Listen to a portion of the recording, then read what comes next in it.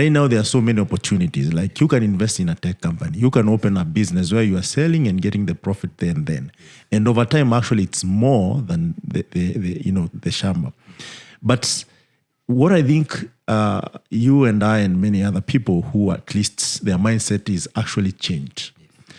What do you think we can do continuously over time? Because if we know that this is not going to change, maybe through political leaders or even leaders in place, in places of worship, what can we do? Because this sounds like a collective approach to ensure that we change over time. It might take some time, but if we start now, or if we continue doing this, how can we do it? I personally believe in like what you're doing as a solution, where you're able to utilize the media. Yes.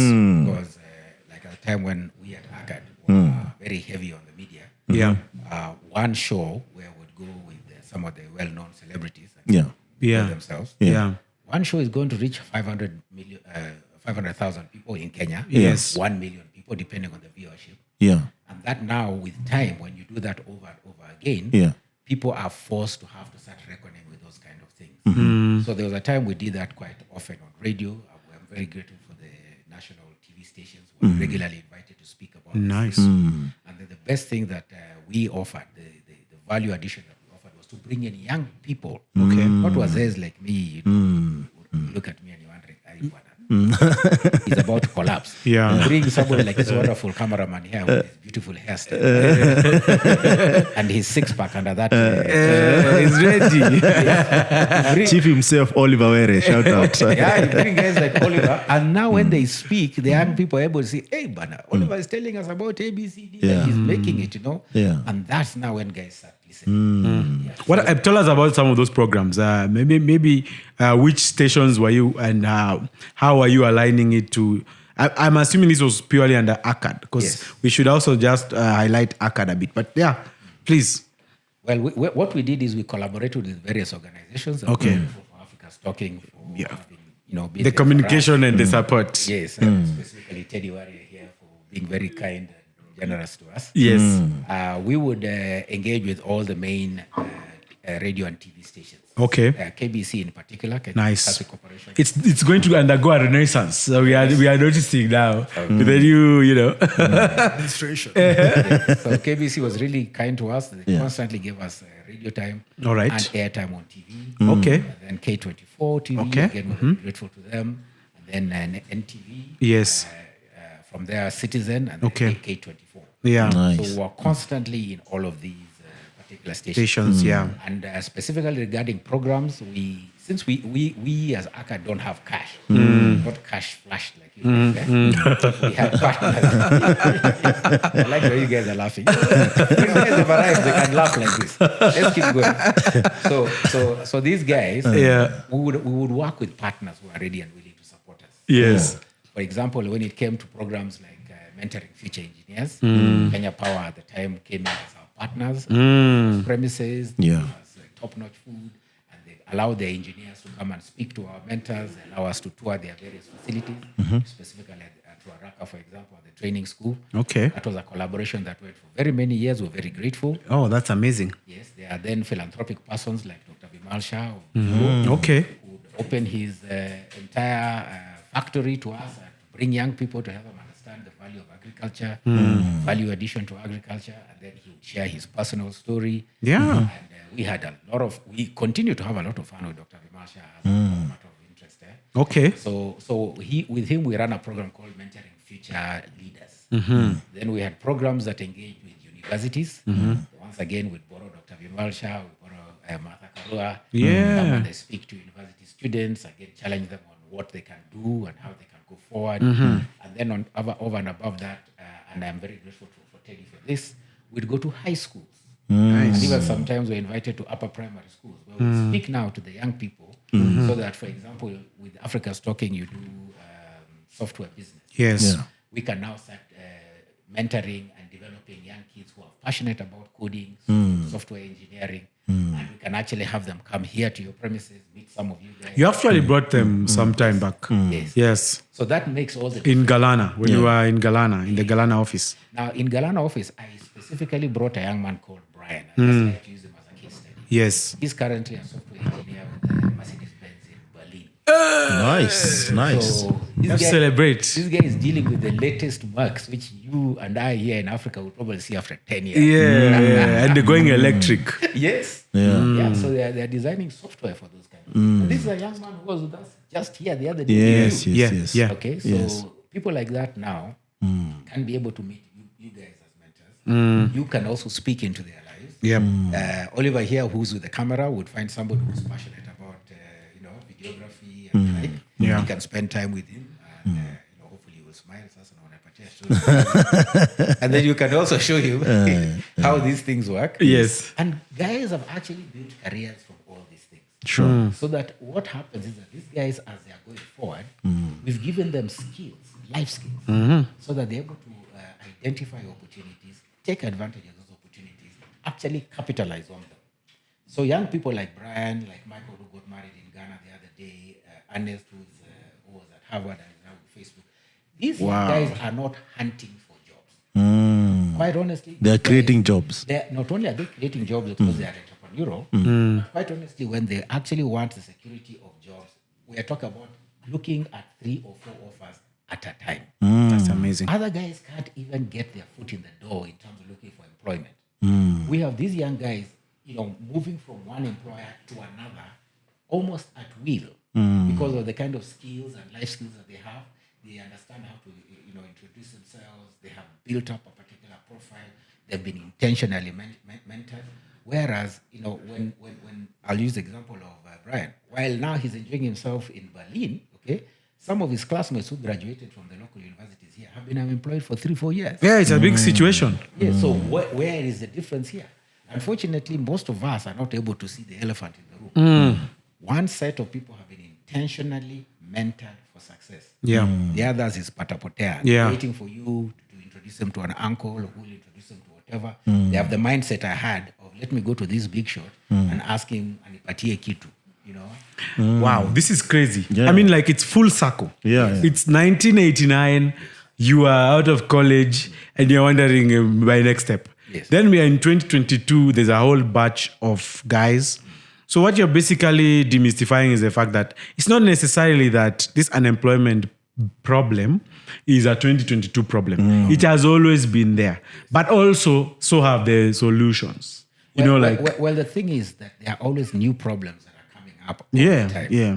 Those new problems cannot be sorted out by old Yes. mindsets like mine. Yes. We need young guys like you and Oliver and Kay here, and Teddy, okay, Yes. who have new approaches to these particular new problems. Yes. You cannot put old wine into new wineskins. And Yes, vice versa. yes. You need to be able to think how to do that. So when Yes. we are very strong on young people being able to be solution-oriented, Yes. and to being able to communicate those solutions in a particular format, Yes. I lose 80% of the young people because they say, why are you forcing me to use this? Yeah. Me, I'll do things my own My way. Now, in doing things your own way, I'll give you a real practical example. We as ACAD had the opportunity of regularly being invited to speak to the so-called Matiang'i A students who are chosen by Equity Group Foundation, Okay. who have gotten the A's and have Yes. now been taken to the Equity Leadership Foundation Program, yeah. And some of them are going to have opportunities of being sponsored to go out and study overseas. Yes. We have had the opportunity of speaking to these kids. And one of the things I have done on a number of occasions is that on behalf of Dr. Vimalsha and Dr. James Mwangi, we've said, if any of you will come with a serious solution to a particular problem that's out there, these two are willing to fund that particular solution we brought up Yes. to the tune of up to 10 million shillings. Wow. That's $100,000. $100,000. Yeah. Now, when we are talking to a kid who has probably come from school and has suffered and has never even seen 1,000 shillings or never seen 10,000 shillings, why do none of these kids step up with a solution to a problem that they have seen? And these are some of, with all due respect, this is the mindset that we have around where people. And these are the smartest kids. They're the smartest. I think it was 0.0065% of. Everyone who sat the exams. Yeah. Wow. So why is it then that you have sat these exams but are not willing to look across your shoulder and see a problem there and devise a solution? When we as ACAD are helping mentor these young people strategically, one of the things that causes them to be noticed by the top schools Yep. is that over time, they have been solution providers for current problems in their community. Ah. Others are just interested in getting A's only. He's Okay. just one of the It's five. it's the last. It's the end in all. It's the ultimate. Wow. In fact, I want to speak a bit about that. So one thing that Dr. Weche should engage the listeners is the ACAD way, the way you get the young learners Yes. and what you input in them so that you transform them from what they are to the young leaders for Africa that you want them to be. Yeah. Yeah. Eventually, they become global young leaders. So talk a little bit about that. Yes. But also what I wanted to state, because you're speaking about solutions, one of the ACAD mentors called Simon Joy, who was also my mentor when I was at Lenana, when I asked him in some of the talks we were doing during Corona time, I think it was every Saturday, Yeah. ACAD mentees, what is your understanding? Who is an engineer? So I asked him, or we asked him, and he said, an engineer is engineering is providing solutions. Engineering is not just simply tinkering with technology or tools. Yes. The premise of engineering is finding solutions that affect you, your community, or your workplace where you are, so that they're more efficient and effective Yes. in arriving at those solutions. And the school system here has made it all wrong. That, oh gosh, you must be good in physics, you must be good in chemistry or math. That's the only way you end up being an engineer, because that's the only thing you do. And they've forgotten the overall idea of engineering, which is finding solutions.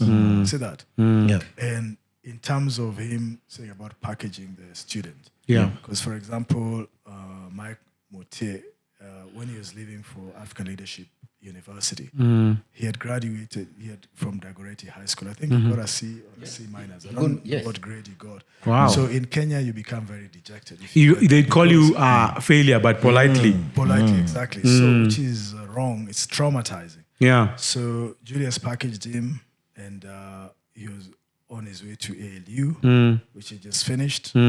And he became a very dedicated mentee to so many other people. Interesting. Like he was being mentored. He made himself available Okay. to be mentored. And what people here in Kenya right now is big on mentoring and coaching ATC. Yes. When I was in New York, there's a particular body called Sponsors for Education Opportunity. It helped lead as many Kenyans as possible, or Africans or people of color, to Wall Street. It Yes. started in 1980 Wow. with 20 people. There was only one Kenyan in that cohort Yes. who had joined Wall Street at that time. His name is Mr. Mutuma Marangu. I think he's the eldest daughter of Professor Leah Marangu. He was Okay. at African Nazarene University. Yeah. But now, Julius, having thought ahead through his work at Loresho Community Church, I believe, he was already doing that to the likes of the children of the late Dr. Robert Oko, etc. Wow. He'll speak about that. Yeah. You need to talk about that and the ACAD way. Exactly. But I want to bring out something that was said before I stop. So Graham keeps on saying about this idea that Africa in the villages, there's the schools, the churches, and the mosques, and of course the markets, which you did And the mention. markets. So these are the Thank you four very much. things Yeah. that in every African villages. Yes. I had the extraordinary opportunity of being in my village for 2.5 years. And I was not born in the village. Yes. Neither did I grow in the village. I'm a born Tau, born in Nairobi, at Kenyatta National Hospital. But my time in the village showed me this clearly. Yes. That we already have an existing infrastructure in Africa. It does not need to be like the Western infrastructure, Yes. but it's there. Markets, Yes. churches, mosques, and schools. Yes. And in fact, you can use all the four free of cost. Imagine. Unless the government is coming to ask you for taxes in the market, all these others, you can use them for anything you want. Yes. If you come from that community, free of cost. Yes. And in fact, if you engage people nicely, they can actually bring for you food to feed the people who have come for your meeting, Wow.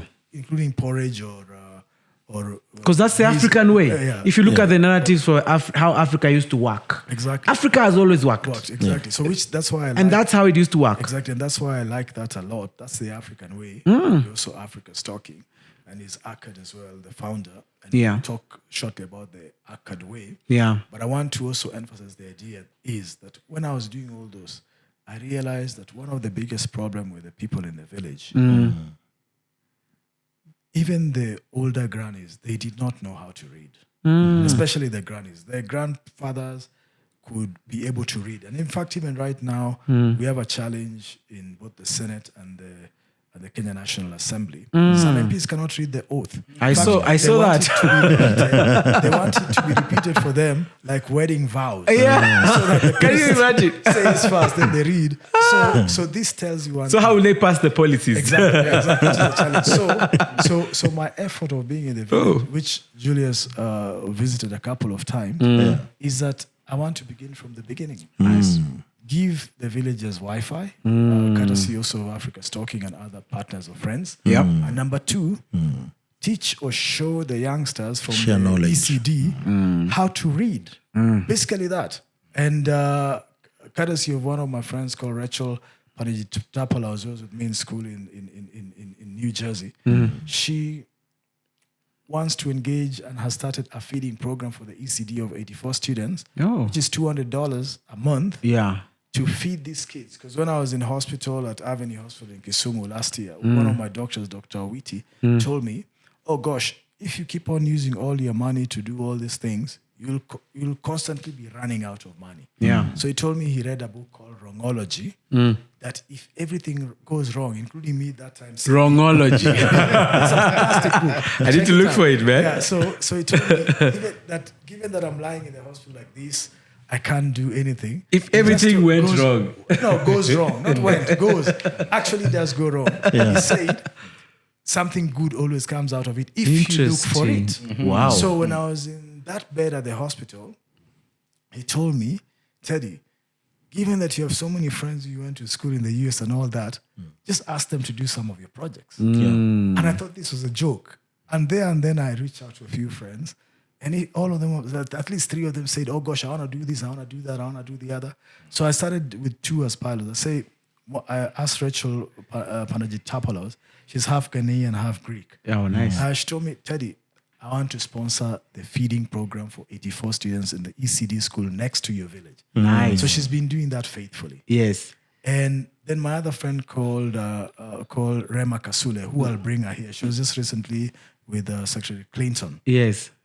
She's given me books called Zik and Micah. They teach you how to read and also help the young Africans be self-confident in their own skin. Yes. And also helps them to do community-based young leadership projects. That's interesting. And that was sponsored by MasterCard Foundation. Yeah. So what I'm trying to say is that the heart and soul of Africa is in the villages. And that's why, for me, for the next coming many years, I'll be dedicating a lot of time in the villages of Africa, beginning with Western Kenya, so that as the tide rises with Africa Stalking, we also raise these other villages, boats rise. boats, and these boats are actually these villages. And rather than having people come to my village when I'm dead, when I'm being buried, I preferred in whatever state my village or home is, for them to come when I'm there, so that we can start building this Africa that we want to build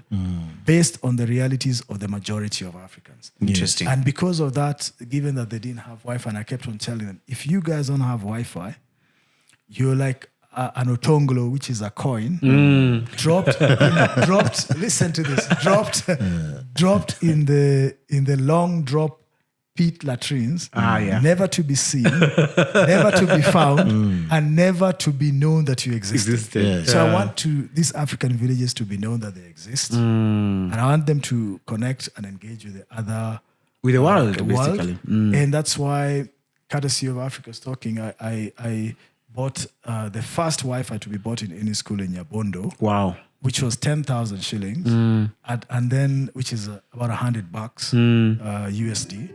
And at a cost of 5,700 per month. This will completely change people's lives, that can power 24 phones or laptops. So that was the beginning of this effort. And hopefully when Julius is away in Dubai, we'll be having him engage that particular school and another school in Nyabondo, which he went to, because I want to bring the world to these kids at a minimum. In fact, at some point, I want Africa Stalking employees to actually come to my village and engage these kids in as simple things as showing them this is a smartphone. Yeah. This is how it works. This is a laptop. This is how it works. This is how you do videography. This is how you mix things. Yes. And we start from there so that these kids, when they go to America or the US or other countries, they don't get shocked when they now suddenly see a mic like this and say, what is this? Yeah. And we don't want Africans to be viewed as such. Yeah. You see that? Yeah. And so I'm grateful to Julius for that. And I'd like you to share the ACAD way, the essays, the interviews, the pitch, the elevator pitch, so that people know the substance of what you inculcate in these young stars from Africa. Oh, is the ball back in my court? Yes. And with examples like Brian and the other guys who are doing very well. Yeah. This feels like a rugby ball that has been given a suicide pass. And you guys, especially MK, is the fullback waiting To tackle.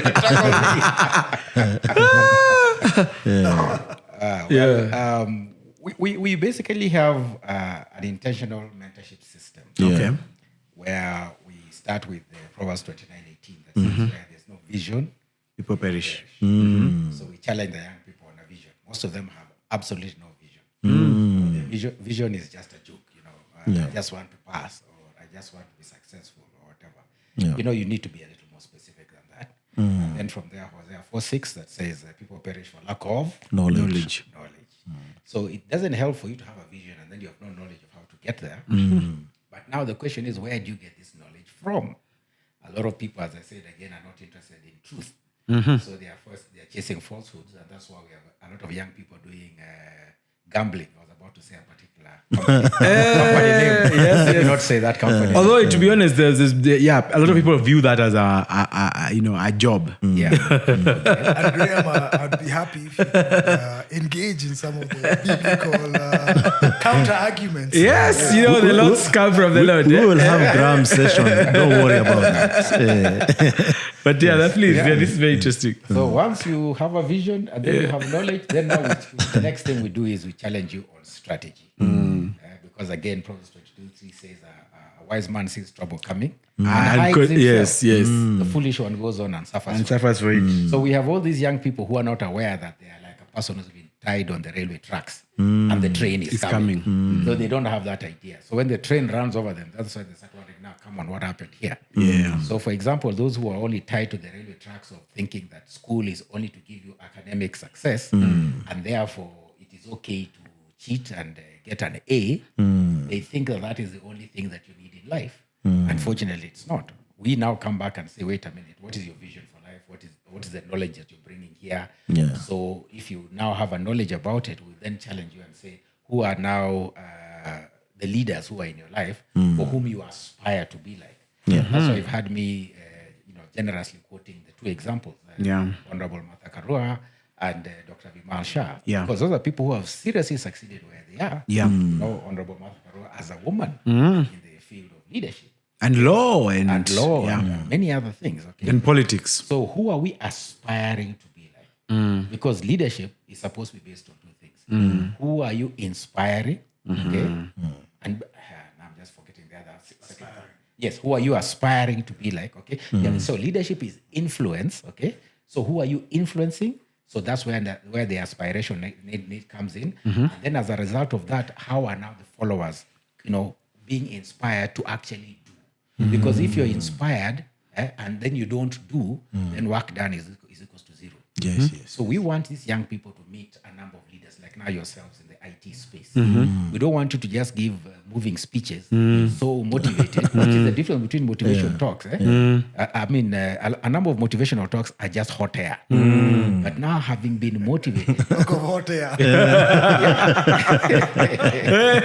That's a tricky one to say. Okay, let's not go to the Supreme Court. But now my point is, do not just be motivated at that particular point and then go to sleep. Yes. What are you going to do? Because faith without works is dead. So a lot of people have faith. Yes, we shall do this, we shall do the other, but they don't take the first step. They don't even take the first step. So as mentors now, we hold them accountable. The ACAD Educational Group has this what you're calling the ACAD way, and thank you for that, where we challenge you now to take those steps, being inspired, okay, to be like the leaders who are there. So the leaders are showing you where to go, and meanwhile, you have what we call a peer mentorship system. Okay. So like the way the two of you are, sitting here and leading this so well, Yeah. it's a tag team, literally. Okay? If you get tired, he'll be able to sort you out, that kind of a thing. Yeah. Life is not supposed to be lived alone. And in that regard, I'm so glad that Teddy has often been there for us guys. Really supported me personally. Okay. And sometimes, I'm sorry to use bad language, kicked my rear end when I'm getting, When you are derailing. Yes. Many years ago, I used to be a recipient. You are derailing. So you need somebody to do that. So Teddy has done it well for you. It might be painful at the time, as Hebrews 12:5 says. Yeah. At the time is painful. But to those who are schooled in it, it yields a peaceful fruit of an upright life. Yeah. So through our peer mentorship system, if you look at now the ACAD young people who have succeeded, we created this network where, quite honestly, these are guys who didn't know each other. Yeah. Okay. And since at the time we had a lot of support from particular schools like Lanana and Alliance, Kenya High, and the rest, we pulled the youth from those particular schools to form a network where they can hold each other accountable. Okay. And so as they hold each other accountable, it's not a matter of me breathing fire down their throats all the time and kicking them on the rear end, okay? They are actually now to begin aspiring, because now suddenly you realize, hey, so-and-so now has gotten an admission to Harvard. What am I doing here? Okay? So now somebody else now works hard and he doesn't get into Harvard, but guess what? He gets into Stanford or he gets into UPenn or, those kind of things. So when we create that kind of environment that allows that kind of positive competition, these young people now form such strong networks that they actually last a lifetime. So people wonder, what magic have I done? It's not magic that I have done. I've just taken them through those steps. There's a vision, there's knowledge, there's a strategy, there are peers that they're able to work with. And then through that, with our own documentation, which again, some people have an issue with, our documentation is going to help you to, for example, understand how to introduce yourself. Oh, nice. So we have a profile writing system that first of all talks about what is your call to fame, what are you currently doing, what's your history, and what are your aspirations. And you need to be able to communicate these, especially in an elevator pitch of about 30 seconds. Wow. So some people come and say, hey, Bana Umze is hassling us, he's making life difficult. But guess what? If you can't pitch and introduce yourself in 30 seconds, what are the chances that you're going to be able to pitch and be able to introduce a solution that you have, even if you're given 2 minutes? True. I have taken some people to Dr. Vimal Shah, and then he asks them 1-2 questions, and then he turns to me and says, Dr. Weche, do you have any other young people with ideas? Wow. At that time, I've fallen flat on my face. I've got egg on my face. Because these young people, when I'd advised them on how to prepare, they've looked at me and said, Sasa mzee, kwani unatuambia nini? What are you telling us? We know all these things. And then you go there and he asks you 1, 2, 3 questions, and you can't sort yourself out. On the other hand, we've got other youth like Yuri and Boniface who have just come back from Stanford University. Nice. They're currently on full scholarship at the Africa Leadership University. But they were there at Stanford for a summer program. Nice. These guys are jumping in and out of aircraft like there's no tomorrow. And yet they're still in the university. Yes. That is what intentional mentorship does for them.